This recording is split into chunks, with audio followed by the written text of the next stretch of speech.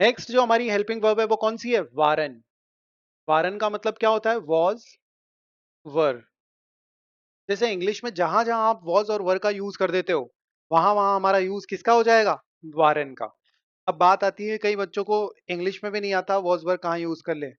उनका मेरे पास इलाज नहीं है। उसके लिए मैं थोड़ी सी आपको हिंट दे देता हूँ कि जब भी इस हेल्पिंग वर्ब का यूज होता है, ज्यादातर ये प्लेस के लिए यूज होती है। जैसे प्लेस कहाँ? I was in Goa, we were in Germany, ऐसे यूज करते हो ना आप, वैसा यहाँ भी सेम ही सेंस है। या फिर ज्यादातर ये एडजेक्टिव्स के लिए यूज होता है, या फिर ज्यादातर ये एडजेक्टिव्स के लिए यूज हो रहा है। वार वार होता है वो इसी का कॉन्जुगेशन है, इस थर्ड पर्सन के साथ कॉन्जुगेशन। तो ज्यादातर प्लेसेस, एडजेक्टिव्स, जैसे कि he was very friendly, friendly फ्रेंडलिश है तो उसके साथ में हो जाएगा, वो एडजेक्टिव है। किसी के बारे में कुछ डिस्क्राइब करने के सेंस में भी वारन यूज हो जाता है। तो जैसे देखो प्लेस के सेंस में, ईश्वार, ईश्वार, ईश्वार अम लेट्सटन वोकलेंडर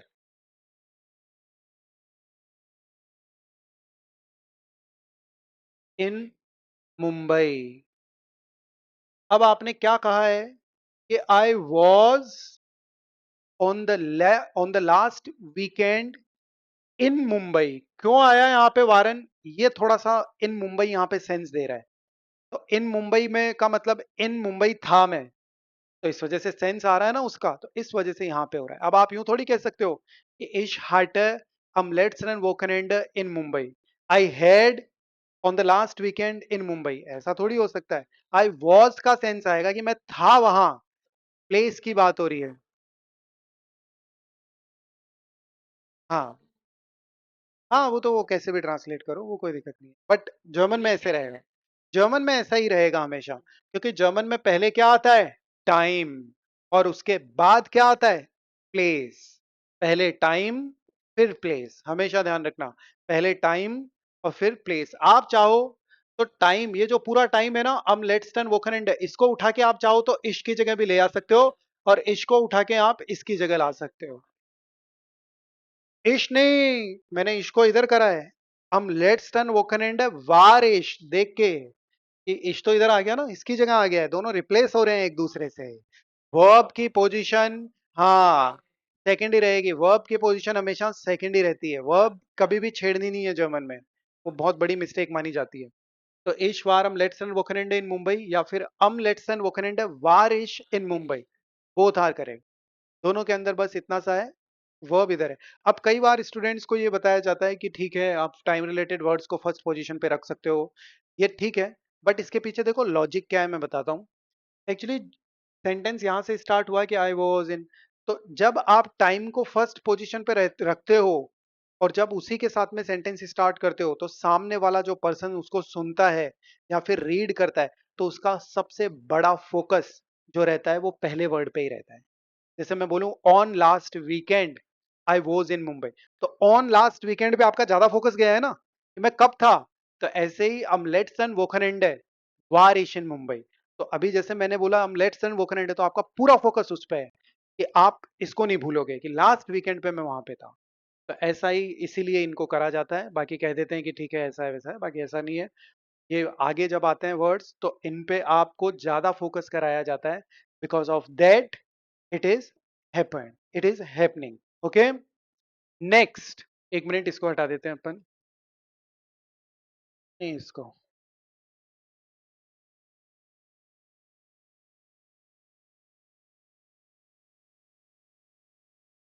यस, दीवार। गेस्टन का मतलब क्या हो जाएगा? यस्टरडे, सो जी वार गेस्टन नेस्ट इन देयर शूलर। तो देखो इस सेंटेंस के अंदर भी आपको क्लियर कट दिख रहा है कि इन देयर शूलर जो है वो एक प्लेस है, और प्लेस के सेंस के लिए आप इसको यूज कर रहे हो क्या, कि जी वार गेस्टन निस्ट इन देयर शूलर, she was yesterday not in the school, वो यस्टरडे स्कूल के अंदर नहीं थी।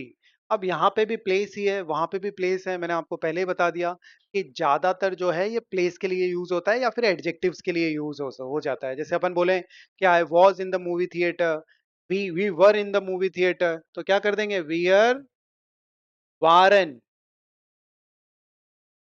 वियर वारन गेस्टन, या फिर फोर गेस्टन कर दो। फोर गेस्टन मीन्स डे बिफोर यस्टरडे इम कीनो। अब देखो कुछ भी ऐड कर दो, वियर वारन फोर गेस्टन इम कीनो, वियर वारन फोर गेस्टन इम थिएटर, वियर वारन गेस्टन इन ऑन देयर यूनिवर्सिटी, यस्टरडे यूनिवर्सिटी में थे। नहीं, हाँ देखो दो चीजें होती है, एक होता है इम कीनो और एक होता है इंस कीनो। जब आप मूवी थिएटर की तरफ जा रहे होते हो तो इन स्किनों का यूज करते हैं, और जब आप मूवी थिएटर के अंदर होते हो तो आप इम का यूज करते हो। मूवमेंट और विदाउट मूवमेंट ये वेक्सल प्रीपोजिशन होती है। आप ध्यान रखना जितनी भी प्रीपोजिशंस, नहीं जितने भी नाउन्स जिनके साथ में आप इन्स का यूज करते हो, जैसे इंस थिएटर, इंस किनो, इंस रेस्टोरेंट, इंस म्यूजियम, इंस फिटनेस स्टूडियो, है ना, इंस क्रांकन हाउस, इनमें सब में अगर आप जा रहे हो इनकी तरफ तो आप इंस का यूज करोगे, और अगर इनके अंदर हो तो इम का। अगर जा रहे हो तो इंस, और उनमें हो, प्रेजेंट में हो चाहे पास्ट में हो, दोनों में ही इम का यूज होगा। ये इन्हीं को प्रेजेंट में बना लो। इश बिन am nächsten Wochenende in Mumbai, I am on the next weekend in Mumbai. Ich sie ist morgen nicht in der Schule, या फिर sie ist heute in der Schule, she is today in the school. Wir sind, wir sind im Kino, so we are in the movie theater. आ रहा है ना sense?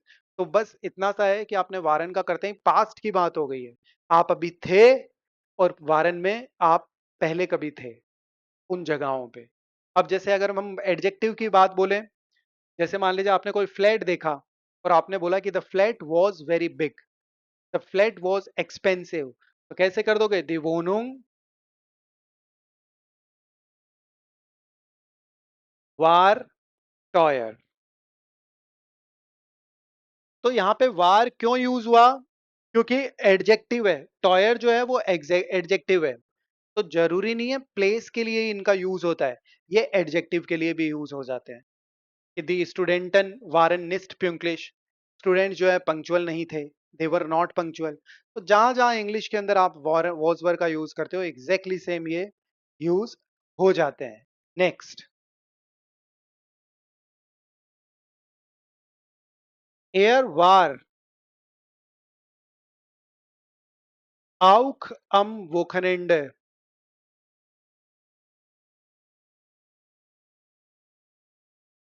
इम bureau, तो he was also on weekend. अच्छा हाँ, हाँ tire, तो क्या हो जाएगा? एयर वार, तो एयर वार आउक अम वोखनेंडे इम ब्यूरो, तो he was also on weekend in the office, यानी वीकेंड पे भी वो ऑफिस में था। पास्ट की बात हो रही है, था के सेंस में, प्लेस के सेंस में यूज हुआ है। नेक्स्ट, इहर वार्ट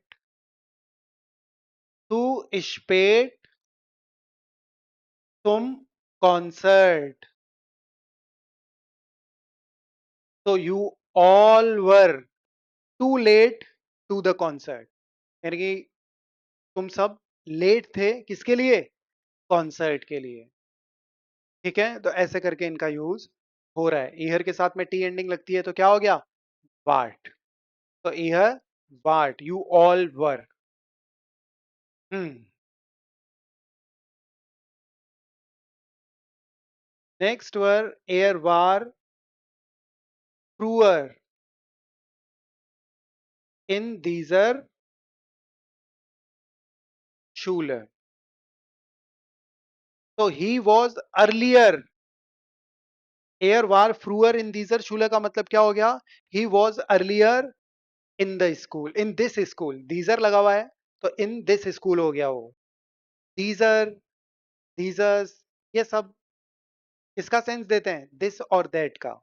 और जो देयर, दास, दी, ये सब डेफिनेट आर्टिकल द का सेंस देते हैं। यस। हाँ, तो एयर वार जैसे नॉट हैप्पी वो भी एडजेक्टिव है। तो एयर वार निस्ट ग्लूक्लेश,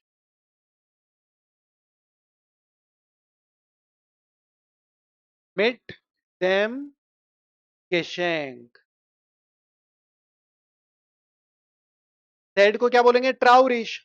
तो एयर वार निस्ट ग्लूक्लिश, और इसकी जगह आप चाहो तो ट्राउरिश भी कर सकते हो। हाँ, सो एयर वार निस्ट ग्लूक्लिश मिड देम गेशेंक, he was not happy with the gift. तो ये सारे सेंटेंसेस हमारे इससे रिलेवेंट हो गए। वारन, मिड देम। ओके, सो वारन, वारन means was were. This helping verb is related to past. So ich war am letzten Wochenende in Mumbai. On last weekend I was in Mumbai. Sie war gestern nicht in der Schule. Dieser मतलब this. Sie war gestern nicht in der Schule. She was yesterday not in the school. So waren mostly used for the places and adjectives. Sie, wir waren vorgestern im Kino. So day before yesterday we were in the movie theater. The Wohnung war teuer. So as you can see here, teuer is expensive and this is related to adjective. The flat was expensive. Er war auch am Wochenende im Büro. So he was also on weekend in the office. Ihr wart zu spät zum Concert. You all were very late to the concert. Er war früher in dieser Schule. Dieser means this or that. So he was earlier in this school.